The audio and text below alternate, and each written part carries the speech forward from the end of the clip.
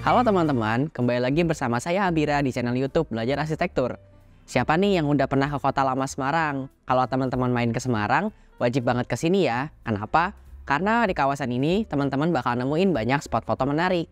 Gak cuma itu, teman-teman juga bisa mampir ke resto, cafe, atau coffee shop di sekitar kawasan Kota Lama Semarang. Kalau teman-teman suka belanja barang-barang antik, pas banget nih. Di kawasan ini juga ada toko barang antik loh, dijamin vibes-nya nostalgic banget deh. Nah, di video kali ini kita akan bahas sejarah Kota Lama Semarang dan detail arsitektur bangunannya. Jadi, jangan skip videonya dan tonton sampai habis ya teman-teman, karena ada banyak hal menarik dan beberapa informasi yang bisa jadi belum teman-teman tahu. Oh iya, sebelum kita bahas lebih lanjut, buat teman-teman yang belum subscribe channel ini, yuk langsung aja subscribe dan jangan lupa nyalakan lonceng notifikasinya agar tidak ketinggalan video terbaru dari kami. Nah, langsung aja kita bahas yuk. Teman-teman tahu nggak, ternyata kota Semarang mulai berkembang pesat saat VOC memindahkan pusat pemerintahan dari kantor dagangnya dari Jepara ke kawasan Kota Lama Semarang sekitar tahun 1773. Karena pemindahan tersebut, mulailah dibangun berbagai fasilitas seperti rumah sakit, pertokoan, permukiman, tempat ibadah, panti asuhan, hingga pengadilan. Jadi, adanya fasilitas ini sangat ngebantu banget perputaran ekonomi di kota Semarang ya teman-teman. Dulu, kawasan ini dikelilingi oleh benteng yang bernama Benteng Pichuk. Benteng ini memiliki usia yang lebih tua dibanding Benteng Vestenberg di Solo dan Benteng Frederberg di Jogja.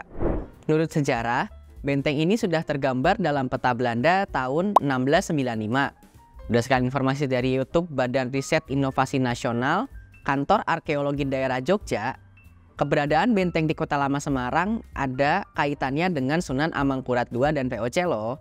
Saat Sunan Amangkurat II menjadi Raja Mataram, tahun 1677, ia memberikan izin kepada VOC untuk mendirikan benteng di Semarang sebagai bentuk balas jasa karena telah membantunya dalam pemberontakan Trunajaya. Awalnya, benteng dibangun secara semi permanen, tetapi pada tahun 1756, benteng ini mengalami renovasi. Nah, pada fase inilah mulai dibangun bangunan-bangunan yang menjadi pusat perkantoran dan niaga, seperti Marba, Spiegel, dan lapangan parade. Tapi akhirnya, benteng ini dirobohkan Belanda pada tahun 1824 untuk memperluas wilayahnya yang saat ini dikenal sebagai Kota Lama Semarang. Mungkin banyak dari kita yang menganggap kalau sisa-sisa benteng udah nggak bisa ditemukan lagi ya. Tapi ternyata pada tahun 2009, Balai Arkeolog Yogyakarta pernah melakukan penggalian dan menemukan sisa bangunan benteng di kedalaman 75-100 meter. Mereka menemukannya di sekitar lokasi tanah lapang milik PT Gas Negara dan Damri.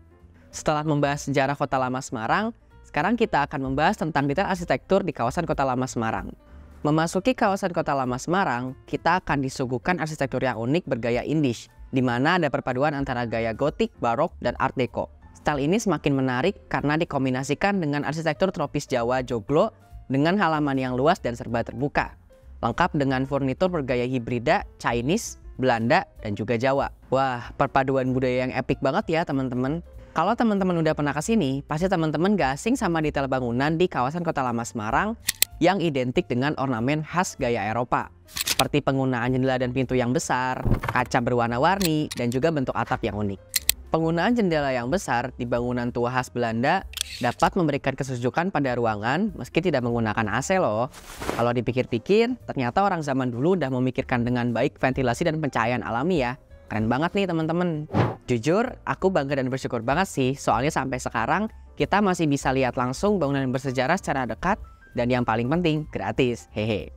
Nah, itu tadi pembahasan kita mengenai sejarah dan arsitektur bangunan di kawasan Kota Lama Semarang.